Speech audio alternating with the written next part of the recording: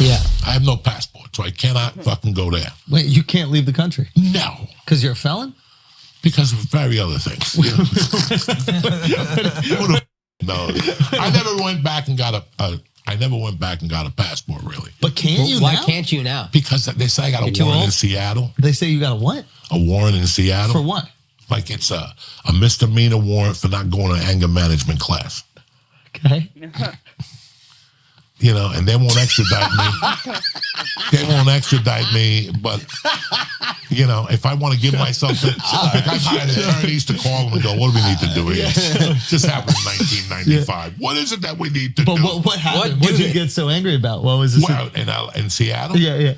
You know, think back to when you were like doing comedy for fucking 8 years. Okay. How frustrated you are. Oh, yeah, you know, yeah. you want to move ahead, Yeah. and then you get a little bit of steam and everything. Seattle was one of those places that as soon as I landed at, it was a nightmare. Okay. From the mid.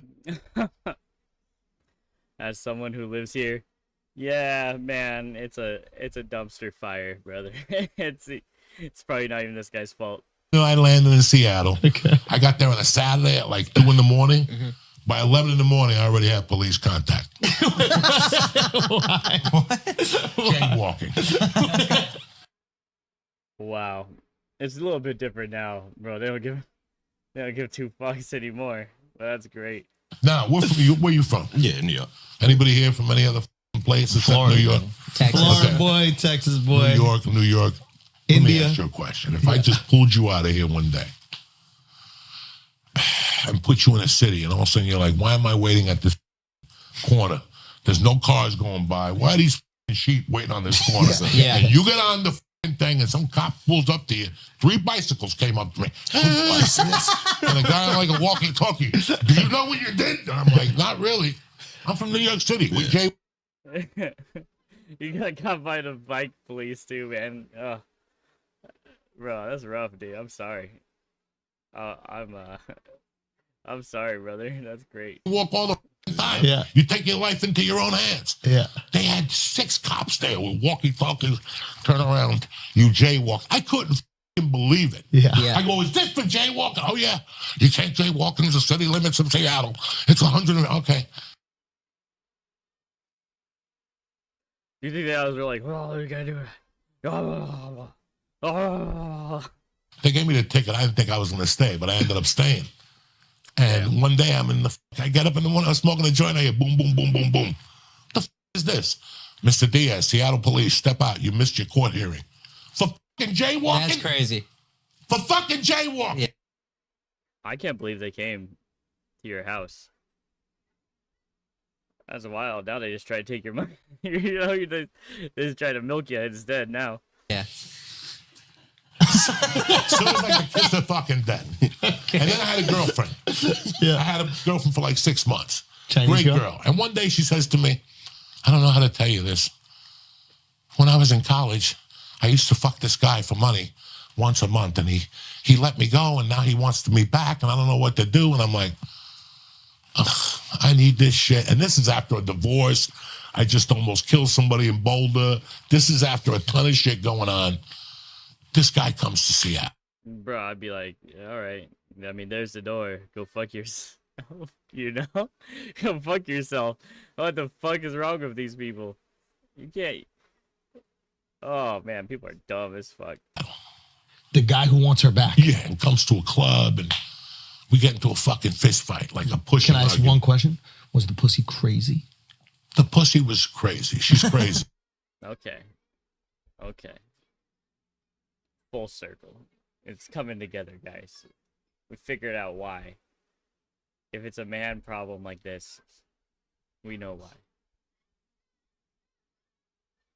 Yeah. And, you know, we got into a fist fight. I didn't throw a swing or nothing, but she got into the fight to break us up. And I pushed her. And that's domestic violence. Oh, my. I mean, yeah. Yeah, I saw this interview where this guy said the cop told him that if she tries to, like, attack you, run away, because even if she has, like, a broken fingernail, they will blame you as if you did whatever it is. even in a fucking bar, because it was something that comes from your house. So that became a ticket. It was no big deal. But then it got thrown out. You got thrown out. You're lucky. You're lucky, man. At least it was just anger management classes or whatever. It got thrown out. Like, we don't have enough witnesses. It was a word against whatever. It's a fight. People going to get pushed. People are trying to break people up. Nobody's striking nobody. Yeah. Then I got arrested for fucking actually getting into a fight. Where's this? At the Underground, the Comedy Underground in Seattle. Yeah. Oh my god. Bro. Yeah, over what period of time was this? Like a couple weeks, a month, 3 days? It sounded like 3 days. Great fucking club. Ron Reed, 60, 50 fucking years old on a Friday night. I'm the feature act. Yeah. The MC is up, and the fucking 3 kids come up to him. They're like, we don't like the show. And Ron Reed's the nicest guy in the world. He goes, well, I'll give you your money back. I'm standing right there. And he gives them the $10 back, whatever, $15 back. And the guy goes, you know what? Not only did the show suck, you suck too. And he just smacks Ron Reed. He just smacks this 50-year-old skinny guy that didn't say anything to him. Where are the bicycle cops now? Nah, bro, they're missing. Man, they're only there when you do something that's not important, brother. In Seattle, they're only there if you do something not important. Well, the bicycle cops were coming close. So I jumped. They're coming close. On the kids. I'm like, you can't smack this fucking... I'm 35. You can't smack a 50-year-old in front of me. 3 of you motherfuckers that never done anything in your life. That's why you smacked a 50-year-old, to be tough. So we started wrestling, and then the cops came. When the cop was pulling me back, I got so pissed at the kid that I pulled the gun out of the holsters. The cops, dog, you know I'm out of my fucking bird. So you know I'm out of my bird, so why the fuck are you fucking with me? So they don't arrest me. 3-on-1. 3-on-1, man. But you grabbed the officer's piece, man. No wonder you got. No wonder. Bro, just go to anger management class and just take it, bro. You don't even have to agree with it. You can just be like Hank Hill in it. What? He needed a little help. Puerto Rican, the cops were Puerto Rican from New York City. He had my back, but one of the other cops saw it. Blah, blah, blah. I'm still on fucking... Hold on.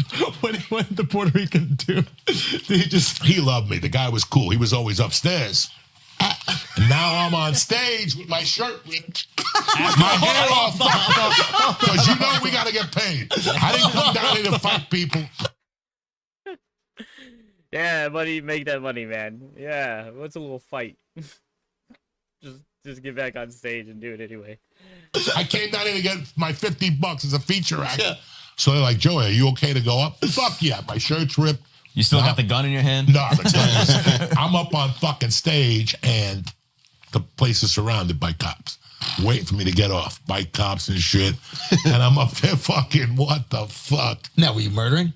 Huh? Were you murdering on stage? Yeah, I was doing okay, and then I got off, and they talked to me, and they gave me another summons.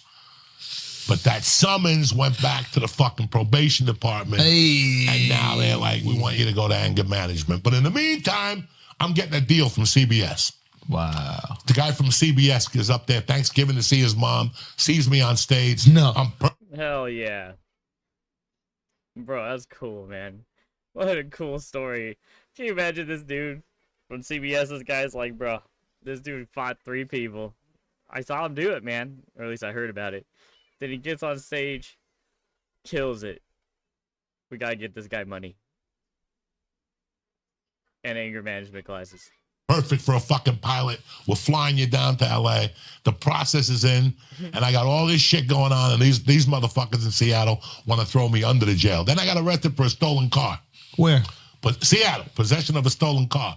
I was selling Hondas in Kirkland, and they give me a car to drive every night. And one day they did inventory, the car was missing. I got arrested on a Friday night. I sat in there till Monday morning. Then the charges were dropped. So Seattle was just a bad energy place for me at that time. Like, it was just, everything I did was wrong. And trust me, I was no fucking angel. I'm not going to sit here and tell you, I was living my life like an angel. I was out of my bird up there.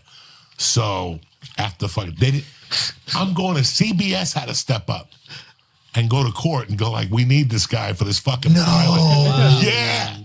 Dude, think about how different it is right now. Like, if you have even the tiniest bit of drama around you, they would cancel an entire show. In a minute. They went to court Wow.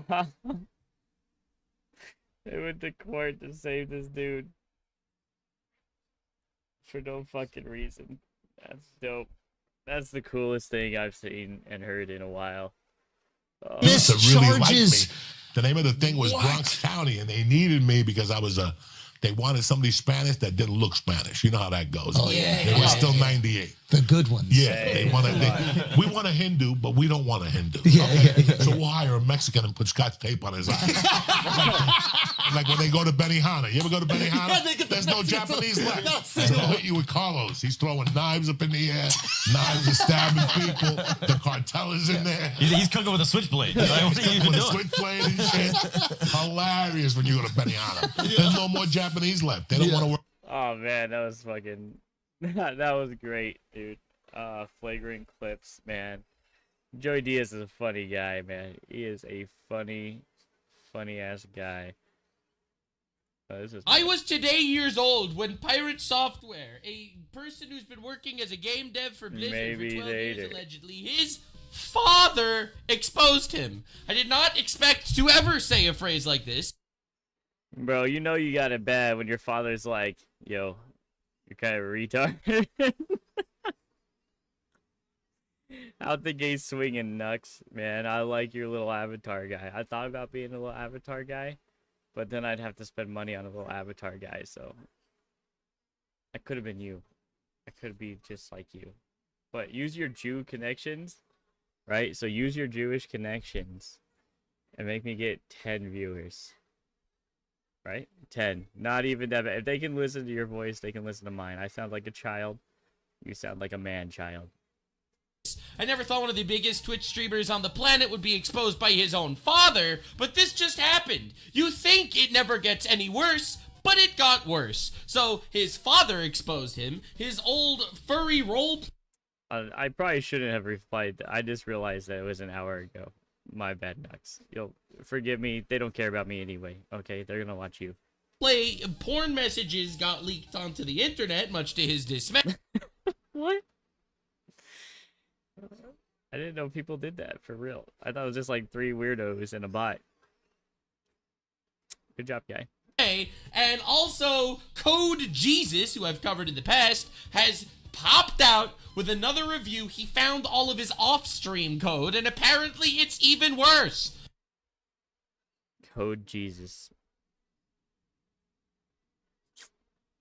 Combined with those porn messages, I guess you could say it's the second coming. Okay, yeah, that was stupid. My bad, guys.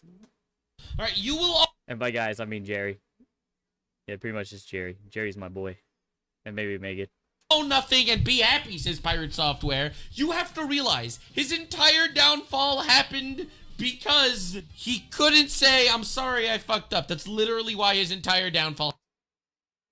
Yeah, from what I understand the situation, he misinterpreted what this guy was saying about a movement he was starting about not killing games and applied it to games that it wasn't even about.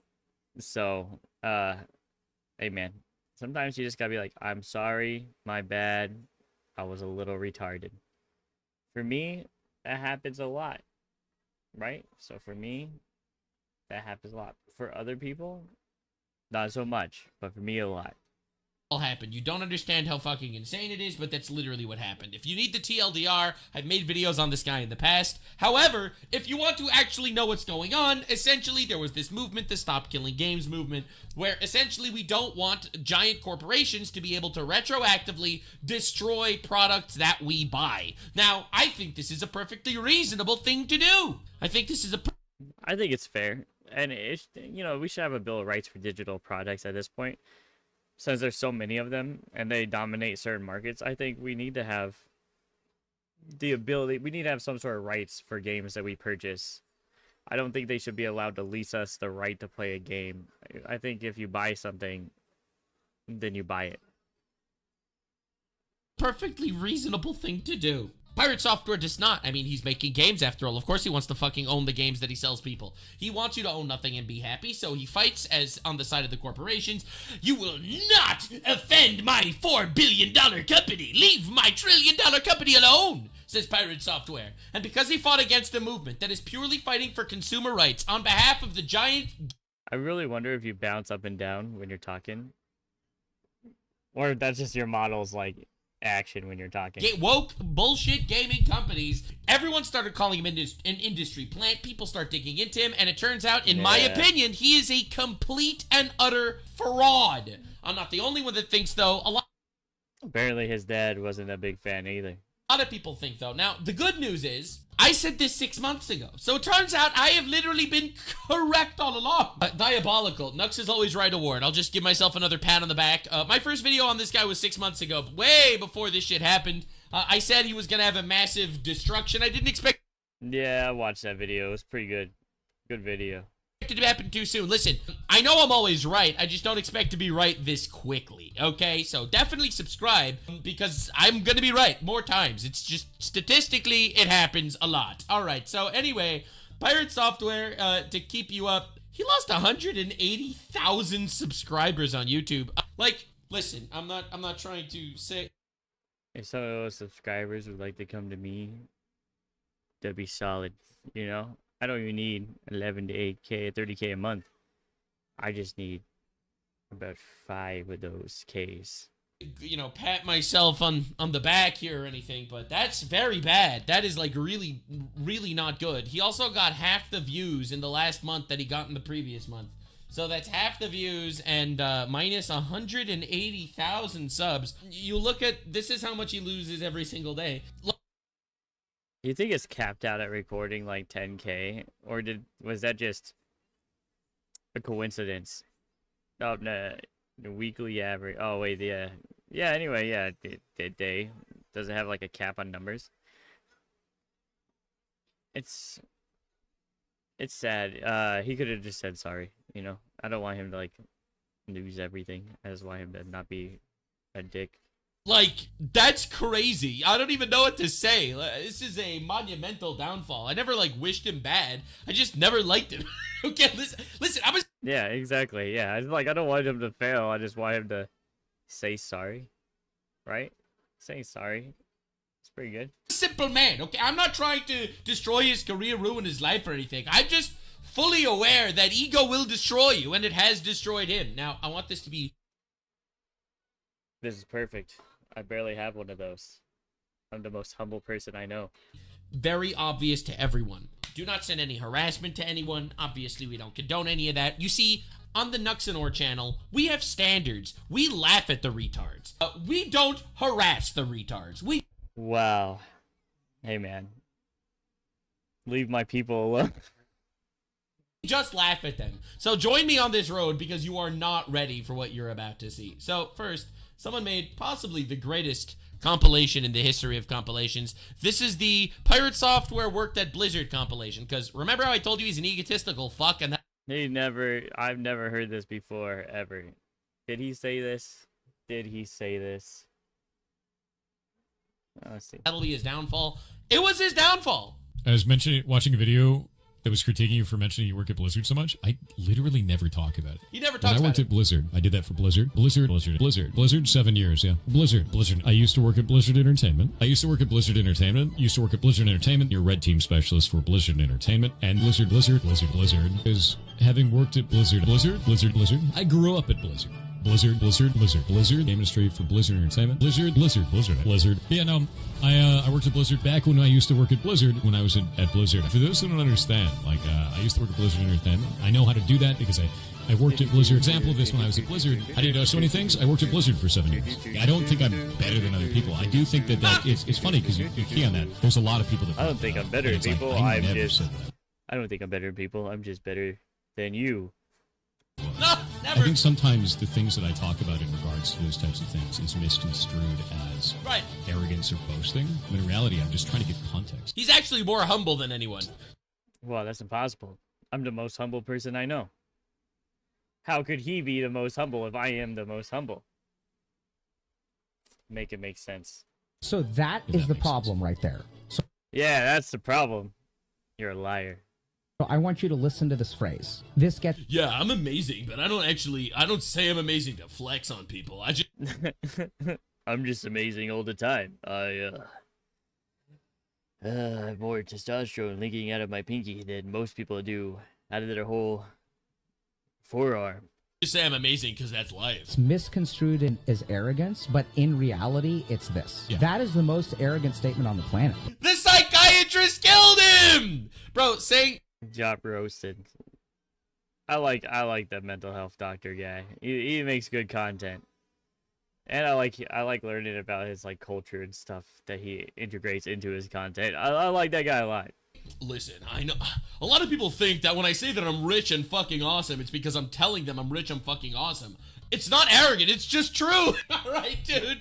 I actually am the first great. second generation Blizzard employee. I was the first second generation Blizzard employee ever. The first second generation Blizzard employee. First second generation. So I'm second generation Blizzard. I'm the first first one. second generation Blizzard First one. employee that ever existed in the company. That I'm ever also a second existed. generation Blizzard Ever. employee. The I was a first one. second generation Blizzard employee. I First was one the ever. first The first the one. first Okay, he's second the generation first Blizzard one. employee ever. I was the first second generation Blizzard employee. And I Bro, I won't even believe that he's the first second generation employee ever. Does anybody else believe this? I'm shocked. I've only heard it like one time, and he never talks about it. love that shit. I love that company. Working for Blizzard sucked, and I work at Blizzard. Or I worked at Working for Blizzard sucks, but I did work there. A lot. Blizzard. There's me eating a sandwich. Yeah, that was actually a Blizzard. It was a Blizzard I think it sandwich. was my first. I think it was 2009. It was my first ever Blizzard sandwich. It was me picking a safe. It was me cracking a safe at Blizzard. Yeah, him cracking a safe at Blizzard. I'm sure he cracked the safe. Absolutely. He didn't have the code. He went in there with nothing but a diaper Just one diaper, huh? A diaper and a toothpick. He did it. and a Q-tip. He drank a full cup of breast. You're right, man. Maybe yours is a little bit more reasonable, right? Because he was looking at the fingerprint on the numbers that he needed. Milk, and he went to work. That's what happened. Your Blizzard stories are fake? Which Blizzard story do you think is fake? Would you like to talk to me or my dad that worked at Blizzard for 23 years that's currently in chat? Which one do you want? So I'm really glad he mentioned his dad there. I'm really glad he mentioned his dad because epic foreshadowing. He becomes a very relevant character Wow. He's a relevant character. Man, let's hear it. Come on. in this saga. Now, it's really wild that Pirate Software dramatically altered the course of his life simply by not pressing the mana gem. People don't realize something. People do first of all, he was out of mana. What are you talking about? Second of all, there's something you clearly don't realize here. You don't realize he is an egotistical fuck. This was inevitable because it happens to every egotistical fuck. I'll be honest. I think, in all honesty, you can be a little egotistical. Like, that's fine. The problem is when you lie about it. Right? I know it sounds crazy, but hear me out. If you're egotistical, you'll attract people that don't mind, as long as you're honest about it. But if you lie about being egotistical, and you lie to your audience, you'll attract a lot of people that don't like that. So his problem was, not being honest about it. Just be honest. Ego is deadly. It is incredibly deadly. And we are witnessing that firsthand. We really are. Ground yourself in reality. You are nothing without the grace of God. Okay. But maybe the grace of God is nothing without me. Boom. Ignore that. Ignore that. That was a joke. It was a joke. I had nothing really to say there, but I wanted to. All right, listen, you are just a man who should be grateful for the things that he has, instead of a man that thinks he deserves everything on the planet. Ultra ego, for real, for real. In the previous episode, we talked about how the Minecraft creator Notch even started calling out Pirate Software because it's actually retarded. So Notch says, hey, I just got to gaming after a brief break. Wait, why is there a Nepo baby doubling down over there? Minecraft creator Notch has made fun of Pirate Software. So Notch says, just verifying, yes, that is what I was talking about. He just does want to double down on it. about. He came back twice to verify that he is, in fact, making fun of this egotistical fuck. If buying a game is not a purchase, then pirating them is not theft. Fair enough. Fair enough. I agree. Nah, that's crazy. That's fucking crazy. Anyway, I covered this also in the past, but Pirate Software has since responded, so I think we had to come back here. So, learning that Pirate Software is mediocre, unfinished, Undertale clone, has always online DRM because the game's process is tied to Steam achievements really says a lot. He was always a red flag. Now, to give you context, Pirate Software was fighting against the ability to shut down live service games, all right, and actually give people a playable product. He wanted whoever made the game to hold all the rights to the games and retroactively take them from people. So, by attaching his single-player, essentially, game to the Steam store, it ultimately means that he, according to his movement, will always have the ability to shut this game off, even if you purchase. What does that text say in the background? I'm just gonna go to x.com.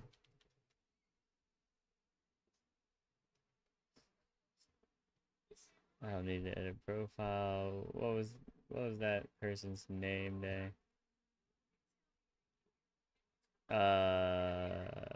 Ren. Ishikawa Ren. Ishikawa Ren.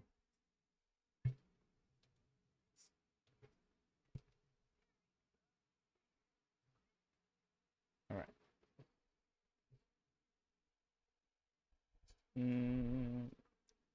I see this guy as a man of culture.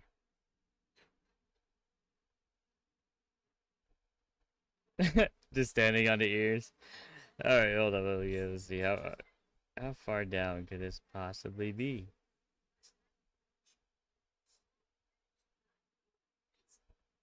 Yeah. Yeah.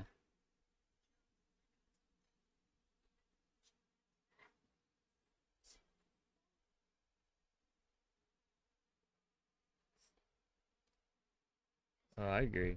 I agree. I should follow this person too.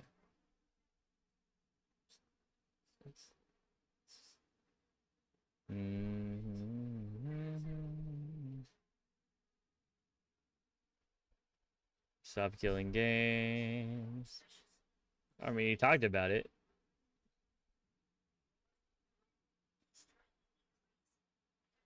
Or they talked about it. You know, I don't want to gender assume here.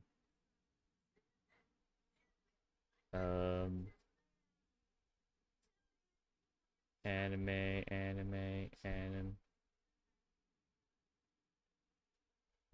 Damn it, when was that thing posted? June 29th.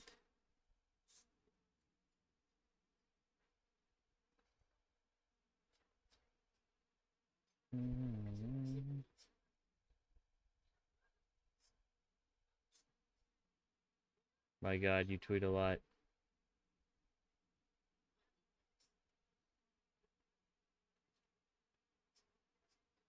Oh, that's not true. I mean, you get mentioned a lot in tweets. Anime. Here I am scrolling. Nope. Did I actually click on something? Sure did. Don't do that. Dang, sensitive content. Can't be looking at that. That's naughty.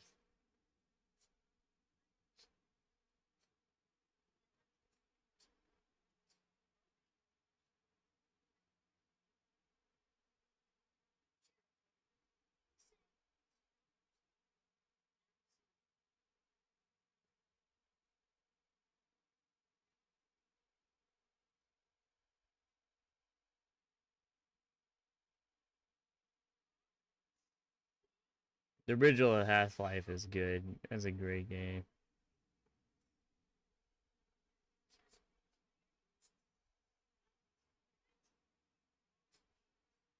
I'm just lagging some stuff on the way through. That's good.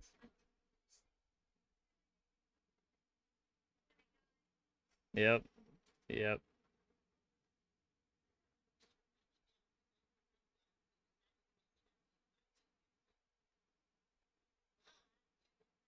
I'm almost there.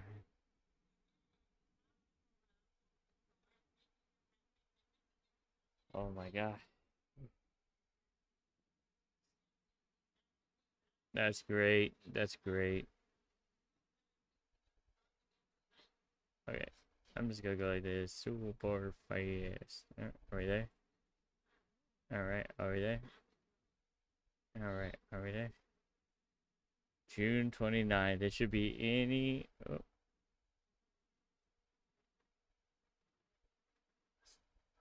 Hmm.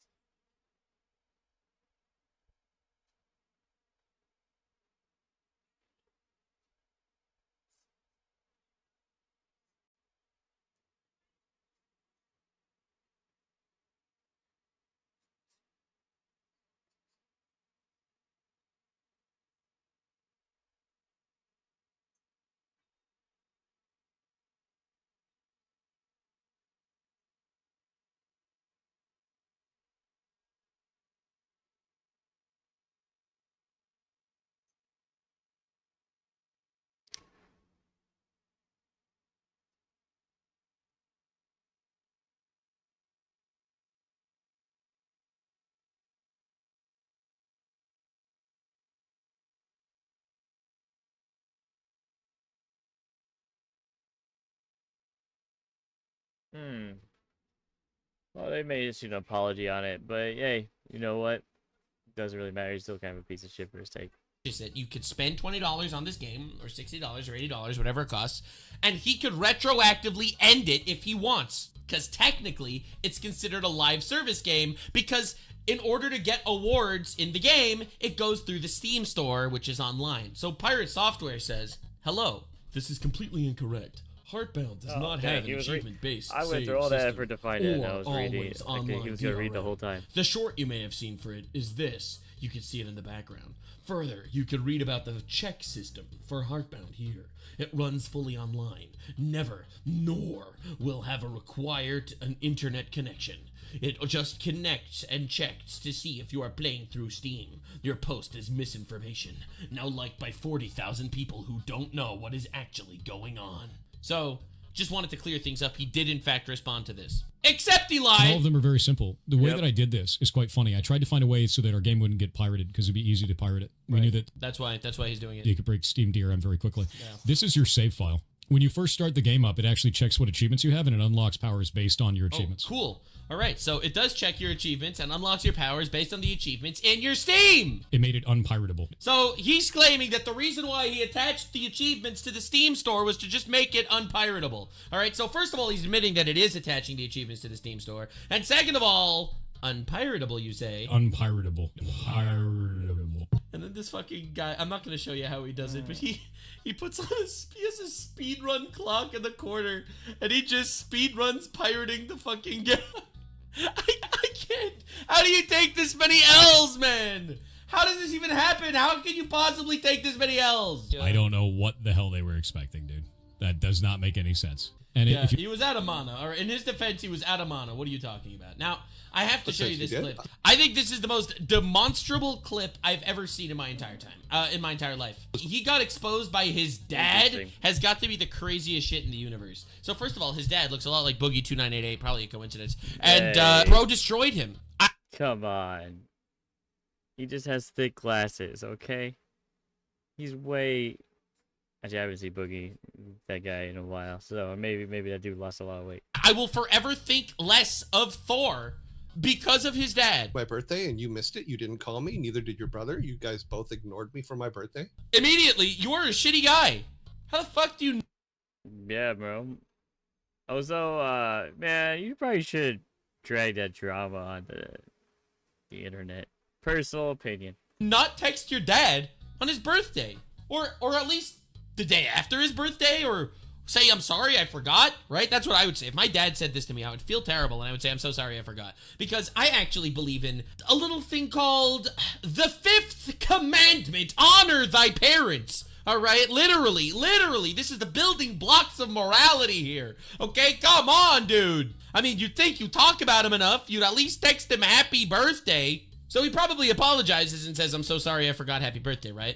That isn't true. He calls his dad a liar immediately. He immediately calls him a liar and says, even if it's not true, you should probably just said not. You should probably do more than just say it's not true. You should probably be like, hey, do you remember when we were talking about this? That was your birthday, or something of that nature, right? That's what I think anyway. You know, who knows? You are wrong. I did in fact do that. I sent That you a is text. No, you did not. Dad doubles down. Bullshit. That was last He said what his dad said was bullshit. year. Bullshit. Called it bullshit again. I'm gonna I got go. nothing. I'm gonna You sent me one last year. Did I send you one last year? Am I a shitty son? Yep. Man, it He's just like, yeah, bro. His dad's like, yeah. was last. Wow. This is crazy. This is insane. So his dad says you didn't say happy birthday. He doubles down because he always doubles down. He endlessly doubles down. All right. So first, Some people have the fear to be wrong, and it doesn't really make sense. he doubles down. Second, he says he's a liar. Third, he calls it bullshit. And then he looks, and yeah, of course. I want everybody. Why are you laughing about that, bro? Holy shit, who gives a fuck about a birthday? It's not the point. Obviously, his dad does. You are missing something. Let me explain something to you. Okay, chat, this is just my opinion. I think birthdays are stupid. But if your dad thinks birthdays are not stupid, then wish him a happy birthday. No, Dad. And that goes with anybody in your life, really. You know, if you care about them. And they care about it. Put in a little effort. Jason. Excuse me. Thor didn't. No!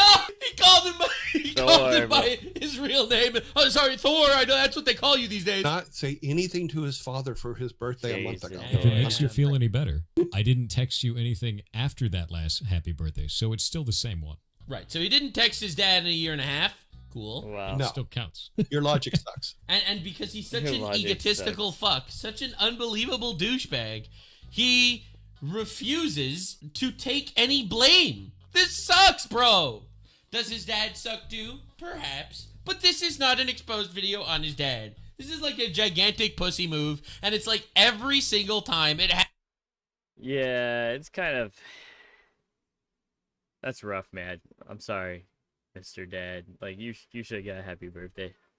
happens again and again and again every single time, and it didn't apologize, double down, called the other guy a liar. This is literally his strategy every time. Every single time he does this same maneuver. Now, it's not like he doesn't talk about his dad. He does talk about his dad. He talks about his dad a lot. In fact, this is probably the first clip I've ever seen from Thor by complete accident. He worked for Blizzard for 23 years. I only It's crazy every time. worked there for 7. I only worked there for 7. He's such a nepo baby. It's crazy. It's actually him. Imagine building your entire career. Wow.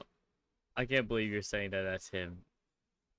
Come on. Off of your dad's coattails and then having zero respect for him whatsoever. They put him in the episode, and they didn't tell him until the last minute. This is my dad. His name is Joey Ray. This lamp in the back was a lamp that we actually owned at the time. This was my dad's apartment.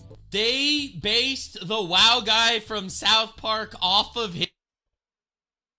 I don't know if I'd be honored or insulted.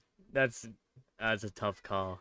His father. They literally put him into the episode and then told him, and were worried that he'd be upset. And it's like he wasn't upset, and they just kept it. So at his house, he actually has the original script for that episode and everything up in a big frame that they gave him, and it was really, really cool. So yeah, he was a cinematic editor for Blizzard for 23 years. He says it like 6 times. That was my dad. Yeah. It's literally him. Very cool. And he does own this wrist brace, and they made him really gross, like extra bonus gross, which is Extra bonus gross, dude. Yeah, gross with extras. quite funny. Now, the best part about this is no one knew he was real. And because nobody knew he was real, some dude cosplayed him. Yeah. Anyway, this was kind of diabolical. So the dad lore is kind of insane. Now, a lot of people were making fun of him for his code. It turns out his code is kind of crazy. And I'm not even going to lie to you. This is the worst shit I've ever seen. This is actual Yandere dev level bullshit. I don't even know what to say. It's actually insane. Now, the funniest part is, and this is kind of tragic, his furry text message logs got leaked. I'm not going to go through all of them. They are very explicit. They are very explicit and very, let's just say, fucking horrible and painful to look at. Like, you don't understand, man. Like, yeah, it's fucking how it is. You replied to me with when you could. You think I'm a moron? Thor, that's not how it is. Like, dude, it's so cringe. It's hurts to read a little bit. If my DMs get leaked, I hope they're at least good and funny. I hope they don't go back more than a few years. You know, guys? You know what I'm saying? unbelievable. They made an entire website, by the way. They made a whole website, piratesoftware.sucks. And like they have all of the conversations that he had and everything. And we are not going through them because honestly, Helen Keller was lucky that she would never witness this demonstrable monster. Helen Keller was lucky. Wow.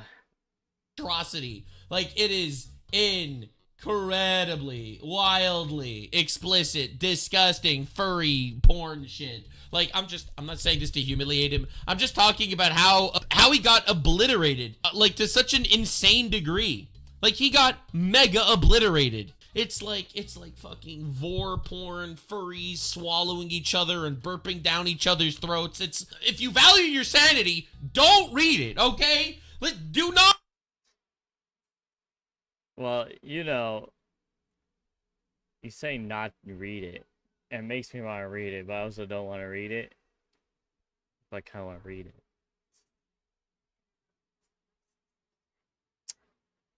I ain't read it. I'll read it. It's a nightmare. Now, anyway, I wanted to look at a video, but before that, I wanted to show you how dramatic his downfall actually is. So this is a channel, Slop News Network. This channel had 1,000 subscribers a week ago, okay? Like a brand new channel, got like, you know, a couple hundred views on each video. Made 2 videos on Pirate Software, millions each, okay? You do not understand. This is a cataclysmic downfall. I'm gonna have to do a video on Pirate Software now. It's the only way. It's the only way. No, I'm just kidding. Or am I? No, I've been wanting to do it anyway. I'll probably react to one of Nuxanor's videos on it and give my own 2 cents. Or the actual videos itself. I also saw Voice Critical made one. I'll figure it out. Fall. And honestly, it's all because he's an egotistical fuck and everyone's kind of cheering him on to fail. Now, Coding Jesus, I covered him in the past. Pirate Software crashed out on his stream. Crashed out. Basically called him a complete fraud for reviewing his code. So this dude reviewed Pirate Software's off-stream code. Lock in, boys and girl. Pirate Software is not only a douchebag, but he might also be a fraud. The idea is pretty clear here. Just how absolutely abysmal this is for performance. What's up, guys? CJ here. All right. Now, in my last video on this topic... So, to be clear, this dude is a victim of Pirate Software. After this guy reviewed Pirate Software's game code, all right, Pirate Software went live and basically shit-talked him for 10 minutes, where he was saying, he doesn't know anything. He uses other programs. He doesn't understand anything he's saying. He's such a fool. Everything I did was correct. And even the things that I did... Yeah, man, we're dealing with egotistical. Nothing is their fault. They don't do anything wrong, and you're wrong, and probably stupid, and maybe gay. Wrong were actually secretly correct. Because in my mistakes, I put little Easter eggs for people to figure out. It's just like, come on, dude. Just take the L, man. Take 1 L. Oh, my God. So anyway, so this dude got blasted in his comment section brigaded by Pirate Software fans. So anyway, this is his follow-up, destroying his new code, apparently. I mentioned that. So unless anything new comes out that I think I can bring my unique perspective to, I'm going to put Pirate Software behind me and just keep moving forward. One of Thor's criticisms of that video, when he wasn't busy trying to smear me as a grifter... It's just another, like, YouTube grifter trying to fight for relevance, dude. Yeah, so again, the ad hominem attack every single time. Every single time. Oh, he's just a YouTube grifter. He doesn't actually know what he's talking about. All that shit is. Despite the fact that my channel has been consistent for the past 5 years, is that I wasn't specific enough. You can review languages, many concepts are transferable. Concepts can be transferable, but specifics are not, and that's the problem. Today's video sponsor is me. I built this platform called getcracked.io, which focuses on covering everything that is not lead code related to the technical interview for languages like Python, Rust, C++. That involves concepts like language knowledge, networking, operating systems, concurrency, computer architecture, etc. As you can see, we have over 600 problems that will really... Can I tell you a really hot take? Like, a really hot take? Getcrack.io. I thought it would be selling something complete.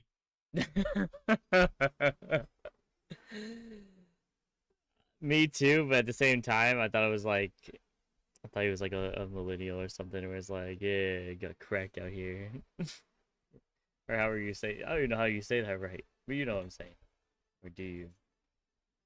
Always keep them guessing. Completely different, bro. test and sharpen your skill set. Yeah, I mean, to be fair, that's true. But did you know that Pirate Software worked at Blizzard? Check it out. And so I figured maybe I can look for new information that I can bring my unique perspective to. Other creators, including myself, have covered the code snippets that he has shared publicly on stream. All right. And so I thought to myself, wouldn't it be nice if I can address Thor's critique by finding code that he's written off stream to really get into the details? Yo! So I decided to scour Pirate's website on the Wayback Machine and noticed that he actually included his source code resources. Yo, there's no way! Oh my god! Did you know that Pirate Software is the first ever second generation employee at fucking Blizzard? Oh my god, he got the sauce. Pirate Software has always been super freaking secretive about his code because, in my opinion, because he's a fraud and he uses AI. So, all right, a little bit of interesting information about your boy Nuxanor over here. Sorry about looking down a lot, for people that watch this later, but a friend of mine just had something pretty terrible happen, so I'm gonna be messaging, watch it, mention it again. Yeah. Won't get into the details, but gotta be there for my buddy. Spoke to a game developer, all right, about Pirate Software's code. I showed him the code, and the guy's like, "This is AI, right?" And I said, "No, this was made by a person." He's like, "No, it's not." I was like, "No, really. This was made by a streamer." And I showed him Pirate Software's channel with like millions of subscribers, and he's like, "You're trolling. This is done by AI." And I said, "No, this is." So yeah. Anyway, go watch my previous video for that fun shit. As early as 2018. Just to be clear, these are the resources for his demo version of Heartbound. I was able to extract the code that he's written using data.win and the Undertale mod tool, and I'd like to focus on that for today's code review. Now, I know that a lot of people might be thinking, why are you doing a review on old code? I mean, this is the code for the demo of the game, right? He was a game dev at Blizzard for 17 years! I had to compare that 2018 version of the code that Thor himself distributed with the code available in the demo version of Heartbound, and at least at the places that I found major issues, there wasn't any difference. Oh my god, I can't believe he got the old code to the original demo of the game that he scammed people. I mean, he worked on for so many years. Now, I also want to stress that this video is going to be made in line with my own values as a developer.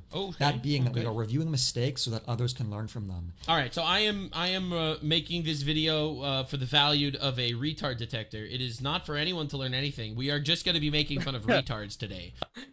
Well, that's good, man. I'm glad I'm on your list. Hey. A good-looking anime character. The moral of this episode is check yourself. You're not perfect, all right? That's life. Acknowledge your mistakes, or you might end up ruining your entire career like Pirate Software. And in doing so, I will be providing alternative solutions. All right, I will be providing alternative solutions also in the retard department. Step 1, mend butt crack. Step 2, take a shit. Step 3, of course, I'll be linking this man in the description. Because honestly, if you want to learn anything about coding, I suggest coding Jesus. I mean, honestly, dude made a whole website on code to help people code. I imagine he knows what he's talking about, at least a little bit. Obviously, my solution is a lot more grotesque. That doesn't mean that my solutions are the best improvement that can be made or a silver bullet that can apply in every scenario. Well, of course that's true. So the first silver bullet is, if you're a furry, get therapy. All right, that's the first silver bullet. All right, if you are a furry, consider getting a therapist. I'm not saying this is an insult. I'm saying this is life advice, all right? This is common sense, polite Nuxanor. Rude Nuxanor might say something else. Yeah. But it will give you an idea for a general direction that you might want to take your own project in case you general encounter direction. similar issues This guy's talking a big game for a guy that never worked at Blizzard for 7 years as the first second-generation Blizzard employee. throughout your development. Now, I'm going to be categorizing issues in this review based off their priority or severity, rather. So we're going to be starting with large or major issues. All right, let's then go. going to medium or intermediate issues, and then ending off with small or minor issues. All right, let's go. So let's get into it. I'm ready. I want to start by observing his lighting engine by taking a look at the file draw light. What is happening here? Let's take a look at this draw light method and hone in on the first case statement. All right. Let's break down at a high level what's going on here. Okay. Thor loops over every pixel in a sprite, checking if each pixel touches or overlaps with a certain object. If it does, it then applies a light effect repeatedly, and with each repeat, it makes that light fade more diffuse. He then draws said colored pixels at that location to simulate the light fall off. Now, let's say your sprite is 128 by 128 pixels. That's 16,384 position checks he's doing per frame per light source. If he has multiple light sources or is trying to run at 60 FPS, you will feel the lag. Now, he actually checks collisions twice for each pixel, and he doesn't have any early exit should his second instance of that check not execute. If light diffuse is 5, it's possible that he does an additional 4 iterations that returns false every single time. This sounds pretty unoptimized. In the case that we have the exact same 128 by 128 pixel sprite, that is not just 16,384 checks. That's 98,304 checks at worst. What's worse is if you observe the second case, where light comes from the right instead of the left. Oh my god, that was just for a single light dimming. He doesn't even use the same fucking code. Oh my lord, you've got to be fucking shitting me. That's crazy. You'll notice that Thor copied and pasted the entire left code into the right code's case, only changing the signage of light distance. Oh my lord. What he could have done here is handled both right and left in the same case and simply applied the signage to light distance based off the direction of the light. Yeah, you could have done one code. You didn't need to copy paste for every possibility that happens. Oh god. And also applied the direction in which we iterate in the for loop differently based off that same signage. How do we improve upon the code here? Well, we really don't.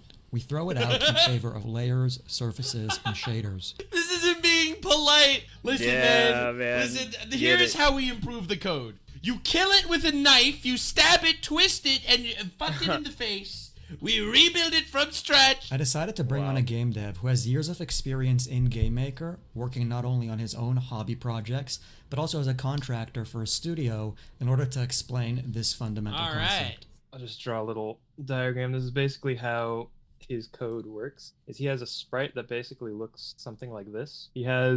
This is sort of like a beam shape. Kind of it's what a you'd light, expect from, beam of like, light. a beam of light. For every pixel in the sprite, so each one of these is a pixel. It's basically going in the draw event and doing a collision check at like each pixel. And it's basically checking and checking and checking. And if the pixel is on the sprite, it'll draw it. This is the starting point over here. And the farther away the pixel is from the starting point, it blends it differently, and that'll create some kind of gradients. But yeah, this is a terrible way of doing it. I drew Why is it bad? Bro, do you understand what it's doing? What do you mean, why is it bad? It means this entire... Imagine this is a grid, all right? Every single one of these is a single pixel. In order to get the light to light up, it'll shoot... It'll check every single one over here to see if it's within the beam. This one is within the beam, and then it'll light it up. The reason why they're doing this is because they want the light effect to happen like this. They don't want it all to turn on at the same time. They want the beam to start here and shine out in this direction. So in order to, by checking every single pixel on every single row, this is the first pixel that'll light up, and these will be the next 2 pixels that light up, and this will be the next 3 pixels that light up, and it would constantly check it over and over to just get all that to light up. This seems like the most inefficient way to do this of all time. But yeah, this is a terrible way of doing it.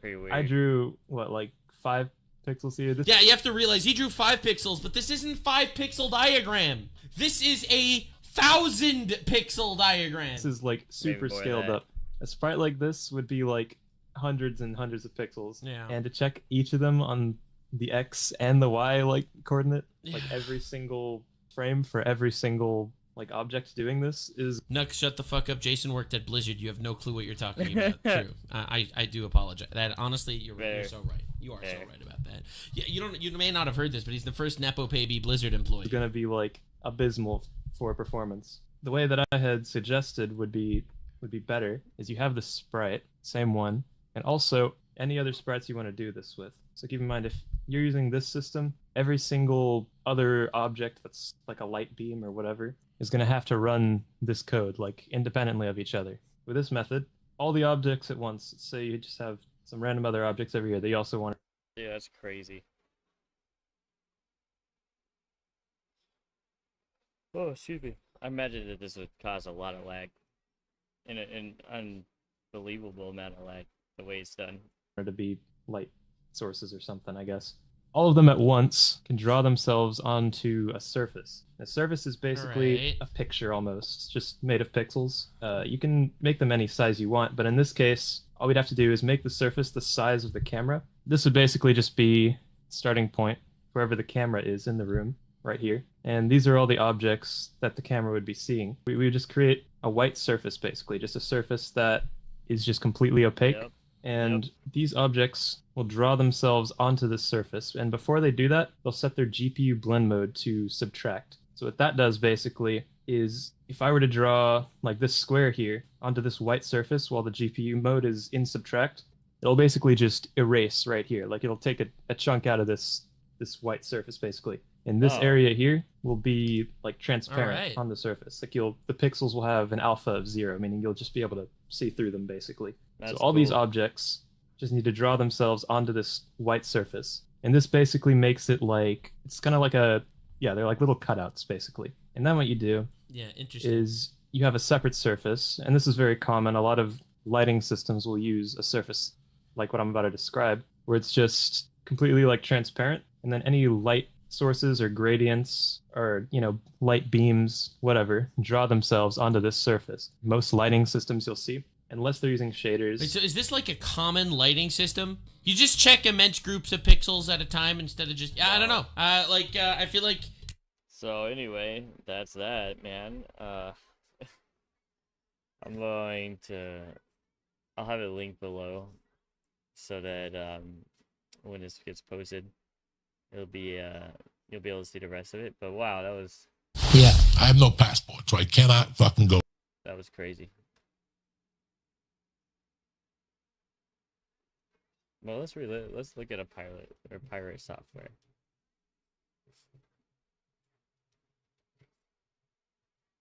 Hey, there it is. Pirate software drama. I like my. I have no doubt most of you have noticed over the last 10 or 11 months I've been a lot happier. Glowing, really radiant. You can... Yeah, I can tell. Especially right there, the image. Glowing. Radiant.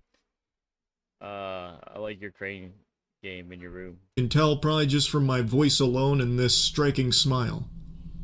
So what is the secret to this newfound happiness of mine? The one trick doctors don't want you to know? I haven't been online as much. I've been going outside far more frequently, spending time in the real world. And as such, I'm sure many of you have noticed over the last 10 or 11 months, internet drama hasn't been a huge focal point of the channel because I haven't seen a whole bunch of it. I haven't kept up with the vast majority of it. And of course, occasionally I've still dipped my tootsies in some of it, like if there's something particularly wacky going on, and I still cover like news and crazy shit going on with aliens and all of that kind of thing, or if there's like a really cringe. And we the people, we appreciate you doing it. Doing God's work out here. Prankster that got arrested or something, I'll still talk about that. But it's not like a fixation for me like it used to be over the last few years where I was covering any and all internet creation. I feel like that's just too much, man. You try to do it all, like you'll just go insane. You know what I mean? Space hoopla. And I want to keep it that way. I'm having a lot more fun not doing that. That being said, there is something that has unfolded here that's like the John Wick killing the dog moment that's bringing me back, just very temporarily. And it's pirate software. Yesterday I talked about Stop Killing Games, and there's no way to talk about Stop Killing Games without also mentioning pirate software because of because of his reaction to the whole situation. Yeah. The profound effect he has had on that initiative in its demise. I say demise, but it's not actually fully cooked, but it has been on life support, and Pirate Software did play a big role in that because of 2 videos he made, as well as a stream, shitting all over it. Yeah. And that's not even doing it. That's not really doing it justice. He discredited the whole movement, kind of made up lies about it, and then, went crazy, essentially. Justice. He was full-blown tooting on this. He was shitting on it with some fart on top. And a lot of what he was saying about Stop Killing Games wasn't accurate. It was a misrepresentation of the initiative. And the guy behind it, the guy spearheading it, Ross, finally set the record straight on a lot of the misconceptions that Pirate Software helped to put out there and kind of exacerbate these thought processes that just weren't accurate for what the initiative was actually aiming to do. He finally set the record straight, and I, of course, wanted to talk about it as someone who does actually care. Yeah, appreciate it, man. Yeah, I mean, it's not even my movement, but I feel like I'm a part of it.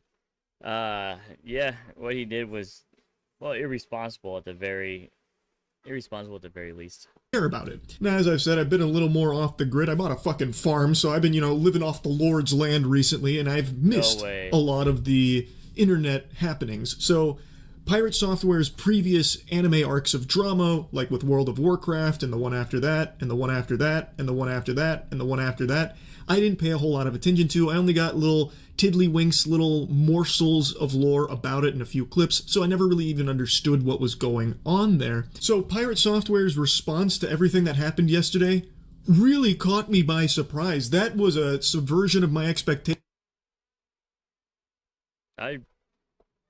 What do you say?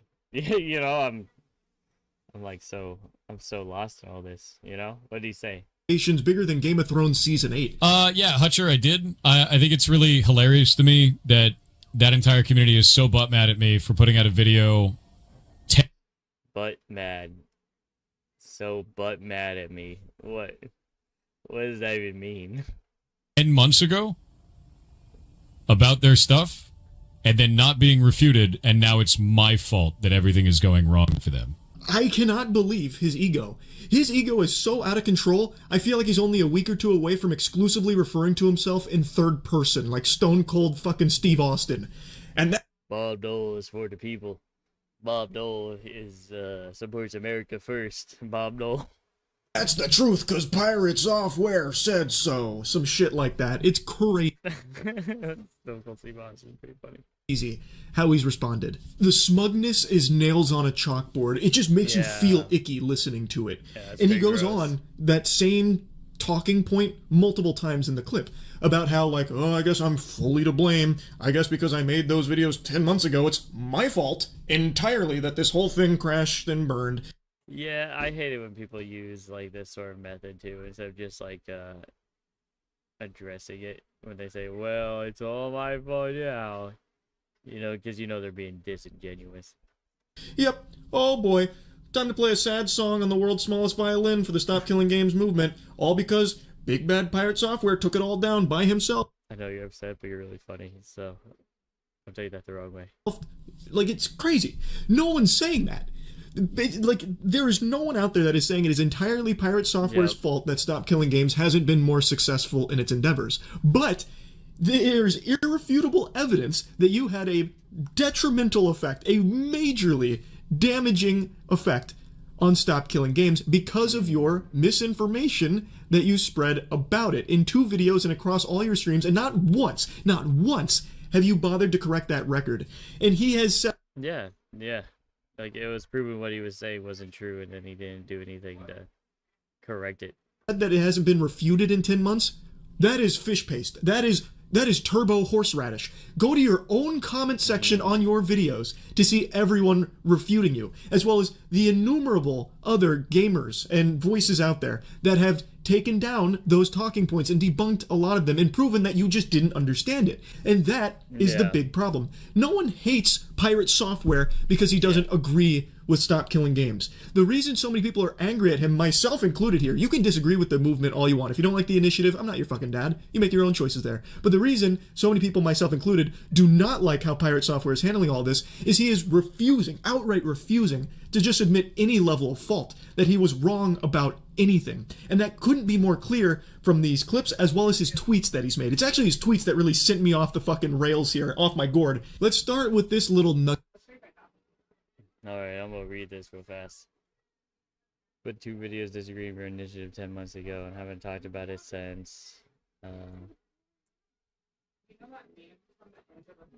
now you're blaming me for 33 minutes of the hour-long video covering it. Community's out in force, shitting up our streams with social hate messages and threats and snide comments. That's crazy. Nugget here that he deleted from last night. So he tweeted directly at Ross, the guy behind Stop Killing Games, talking about how he made those videos 10 months ago, and since then... I also want to point out, I kind of think this is bullying, right? If you're a giant creator and you're kind of shitting on this smaller one, whatever. And his community has been nothing but hateful. A scourge. A fucking tyrannid threat that he must destroy.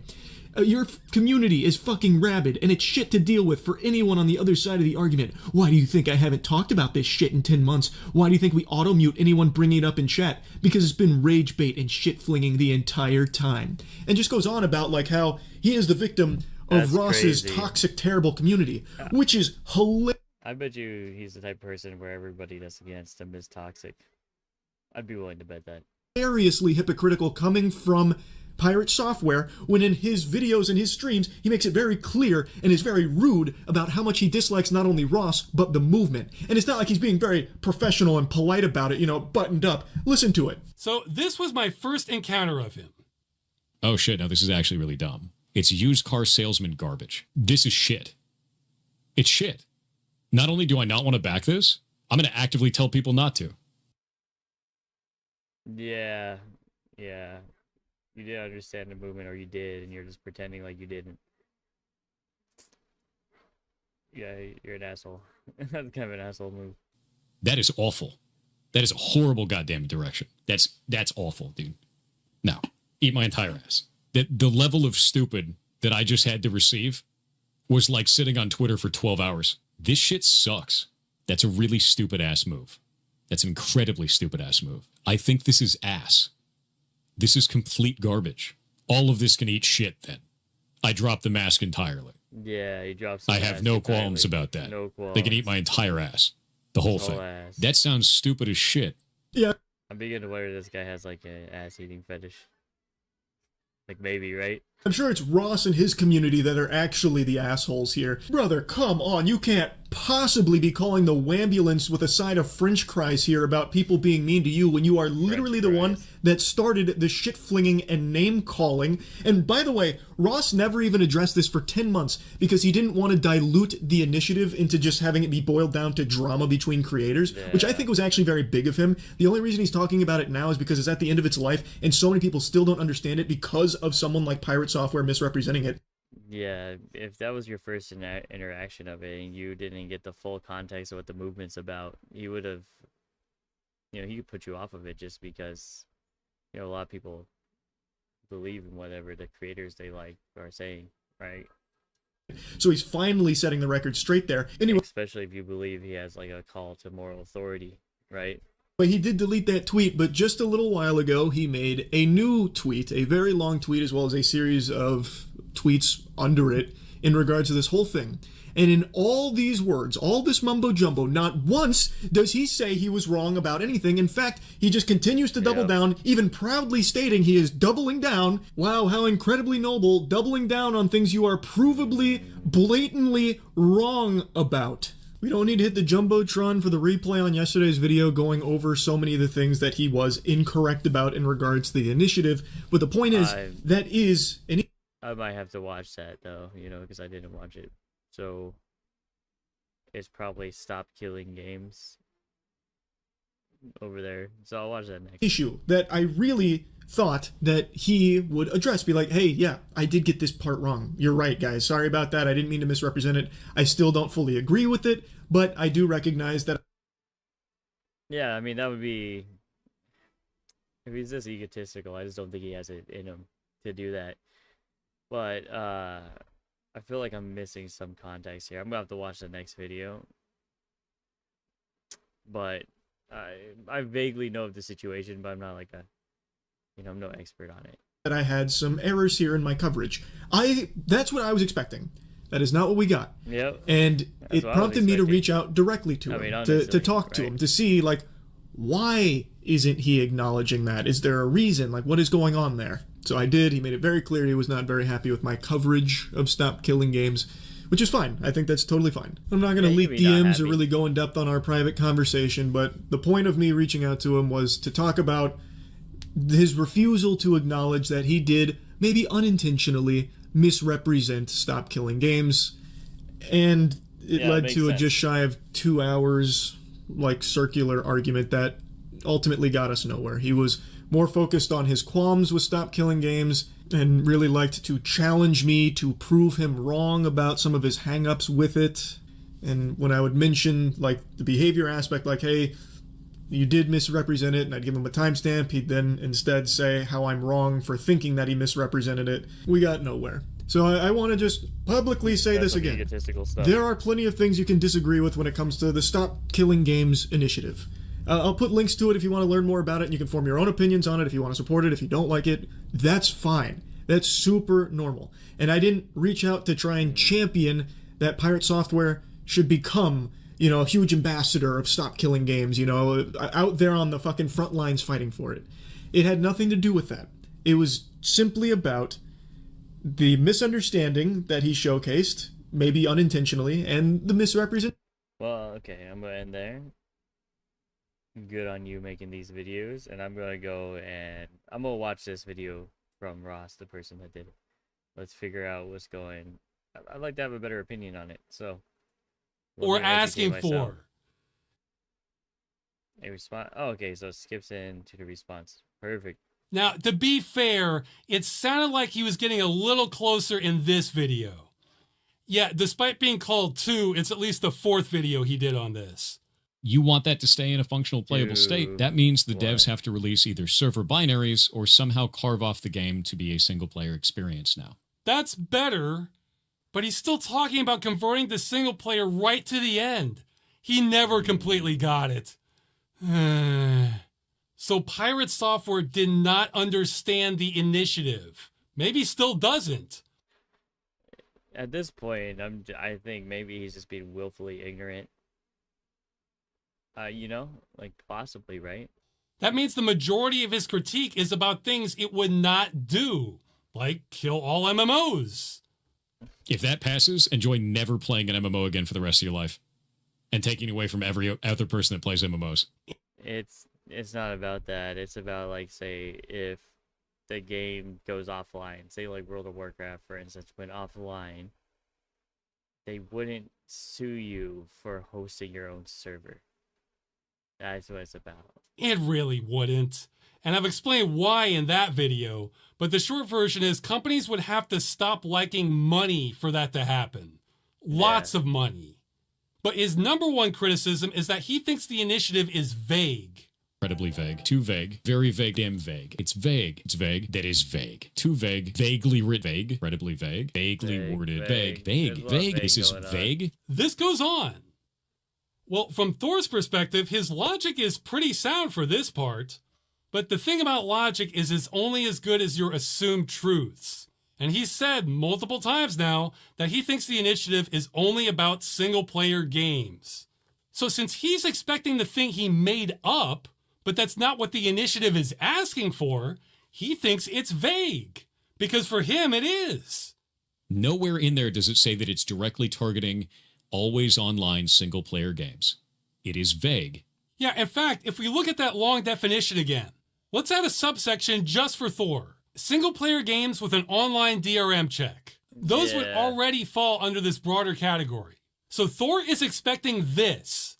Again, I don't know why, But instead, he's seeing an initiative that covers all of this. Yeah. That's why he calls it vague 50 times. Very vague. The thought that we want what we're asking for and not the thing he made up seems to have never entered his head. The initiative is trying to stop the destruction of games. That's the whole point. It covers the types of games most in need of saving.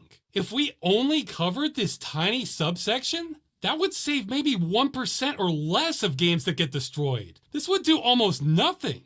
I'm not saying there isn't one, but I literally can't think of a game that meets this criteria. Every game I know of with single-player content that's been destroyed has been designed to run server-side, not locally. Older ones like that tend to have the DRM cracked, which is not an ideal solution, but that does stop game destruction. And newer ones with the Nouveau or something tend to have it removed by end of life. So I say less than 1%, but this might save 0.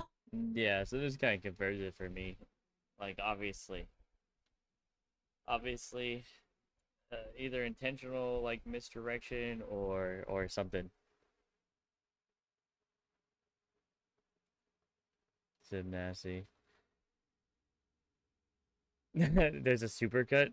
Yeah, I can do that, man.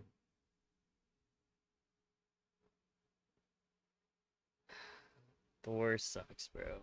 Who goes by Thor, man? Like, honestly, it sounds like a dog name. Or, you know, obviously the Marvel guy. 0% of games. I'm not sure. The initiative is actually not that vague. Though to be fair, some people did get hung up on this part. A reasonably playable or... I mean, I don't know, man. This just seems like it makes a lot of sense to me. Sick nasty, bro. It's such a dumb username. I love it. or functional state. True, that is not 100% specific. There are reasons for that. You know how in law, police can stop a suspect with reasonable suspicion? Or a jury finds someone... I'm just gonna go to that real fast. I was watching a video that was critiquing you for mentioning you worked at Blizzard so much. I literally never talk about it. When I worked at Blizzard, I did that for Blizzard. Blizzard, 7 years, yeah. Blizzard. I used to work at Blizzard Entertainment. Used to work at Blizzard Entertainment. You're red team specialist for Blizzard Entertainment. And Blizzard is having worked at Blizzard. I grew up at Blizzard. Blizzard. I don't think I'll ever listen to this song. I'll be like, do. Ministry for Blizzard Entertainment. Blizzard.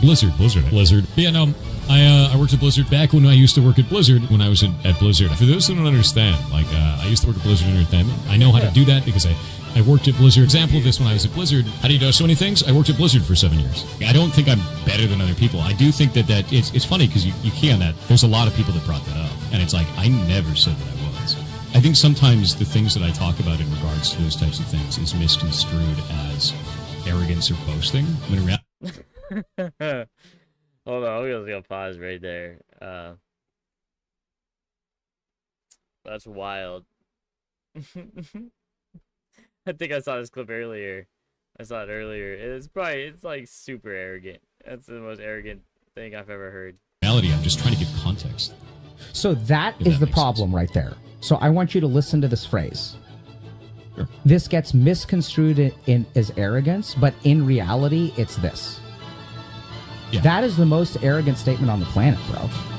I actually am the first second-generation Blizzard employee. I was the first second-generation Blizzard employee ever.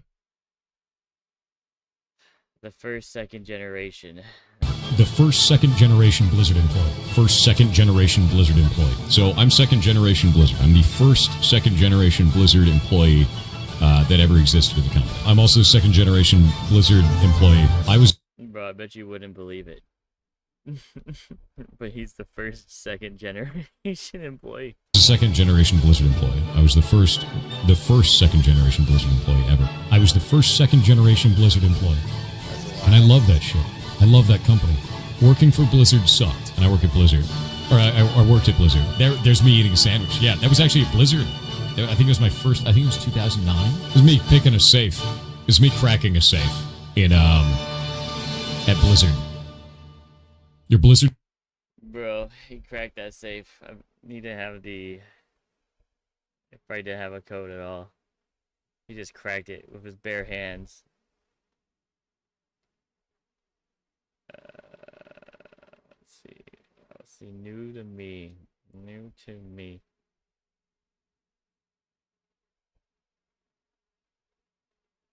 I forgot that was him.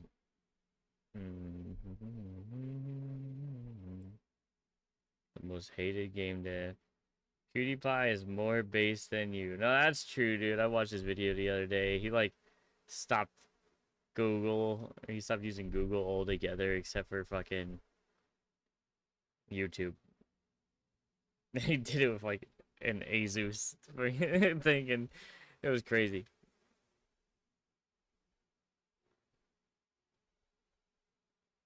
You could be both.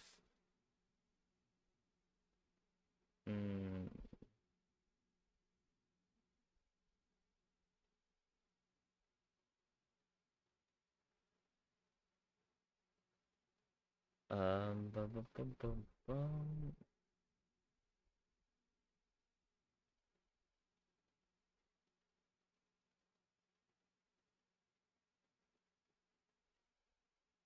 Dude, look at this dude.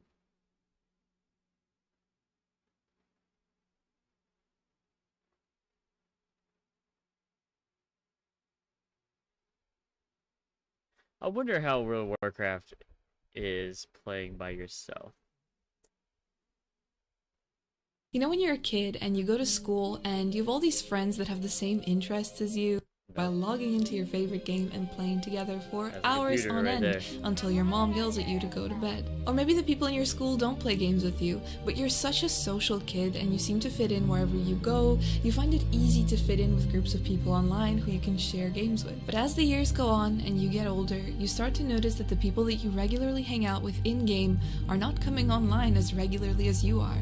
Maybe they're playing while you're busy, or some eventually log out for the last time without warning and are never seen again. You lose touch with these people because as your life gets busier, you don't really have time to reply to the Skype message that's been sitting in your notification for weeks, and when Skype eventually became outdated, not everybody knew that you moved on to Discord or other socials to stay in contact with you. Maybe you stopped checking messages there too. Your life getting busier doesn't necessarily mean that you stop liking the hobbies and things that you loved as a kid. So what happens if you still want to play World of Warcraft, but all your friends are gone and you're not somebody who can easily fit in and make friends online anymore? What if you turn from a young woman into an old man? If you can't keep up with guilds and other players, do you get to enjoy the game at all? Is World of Warcraft just done for you at this stage? Today we're going to talk about World of Warcraft as a solo experience. What is it like to play the game without friends or other people in general? Before we get started, hi, my name is Angelica, and I actually do have friends. They're all here. Oh, I was about to say, press F to doubt. You know, when this exact scenario happened to me, and I realized that I was all alone in Azeroth, I was kind of sad about it. It sucks not to be able to share this world with other people, especially if that's all you've known. Now, when I first started playing WoW, I was playing it by myself for a long time because I couldn't speak enough English to interact with people in a meaningful way, but that was fine. However, when I finally got to embrace the social element of the game to its full capacity, I realized that when I didn't have it, I really missed it. But as more time passed and I still had the craving to continue playing WoW just because I really love the world and I find comfort in going back to it. That makes a lot of sense. There are certain times where I want to go back and play certain areas of this game. I had a lot of good memories in WoW. I played it a lot. Yeah, I met a ton of good people there too. I realized that World of Warcraft is perfectly fine as a solo experience. In fact, I think it lets you view the world from a different perspective and arguably even enjoy your time there a lot more. A lot of people don't really like World of Warcraft because of its grindy element. You could say that it's probably one of the least grindy MMOs that there is. It's very easily grinded, let's just put it that way. All the quests are exactly the same. You either have to gather X amount of this thing or slay Y amount of that thing, deliver something, speak to someone, a constant back and forth involving a lot of running around at a moderately slow pace until you reach level 40, and then at a slightly quicker pace, if you're able to afford it, that is. I think that every quest being the same, more or less, makes it kind of therapeutic. You don't really have to think too much about what you're doing. You can just go on autopilot and fully immerse yourself yourself in the forests, mountains, valleys, and plains of Azeroth. There's no pressure to keep up with anyone or anything.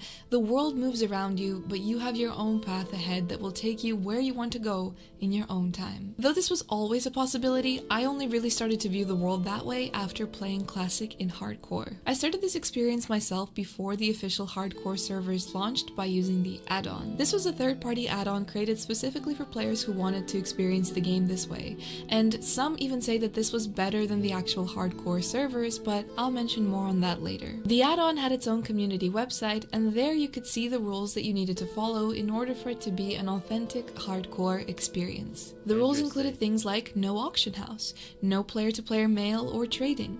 You could only run each dungeon once per character. But the biggest thing for me was the rule about no grouping, unless you're going to a dungeon. I couldn't understand how people managed without grouping, especially in a death delete scenario. Though it's intimidating, once you get started you realize that this is actually one of the best ways to enjoy the game, especially now, so many years later, when the classic experience has actually started to get a bit stale for people. Unless you're playing on Turtle WoW, those guys never seem to complain about anything. But you do start to look at the world in a completely different way. World of Warcraft being a social game, no grouping was completely unfathomable to me, and yet it's 100% possible and in a lot of ways more fun. First of all, no grouping in a hardcore scenario leaves you in a state where the only person you can rely on is yourself. There's no LFM Hogger, no anyone for Tharl Zun, and certainly no LFG Fenris Isle. This, especially in a hardcore scenario, forces you to get really good at your class.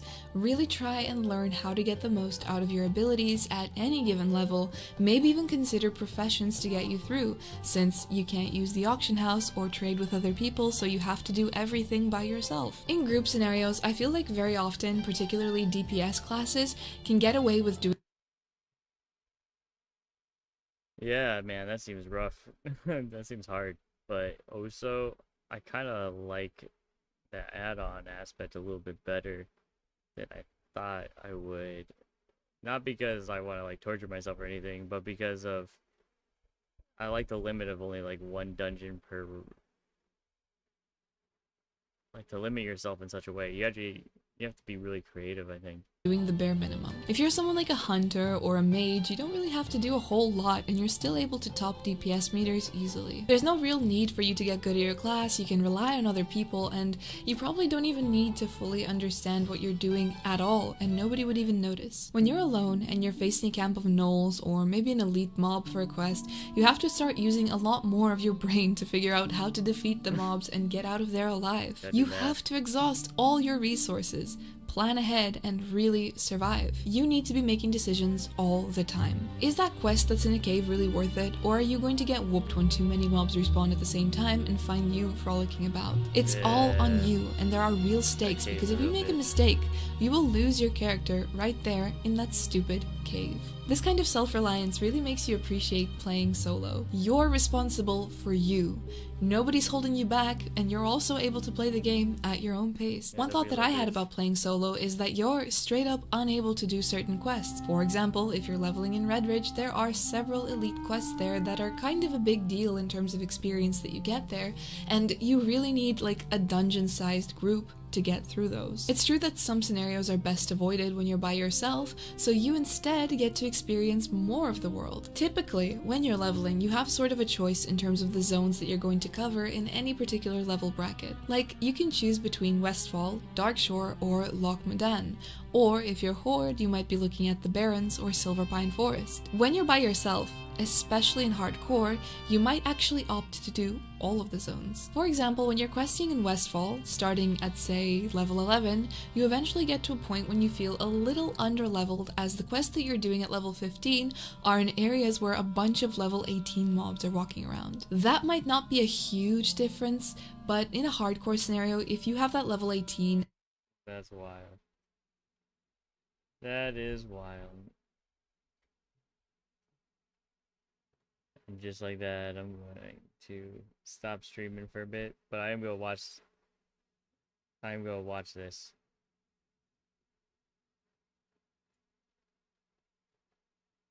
But in a minute.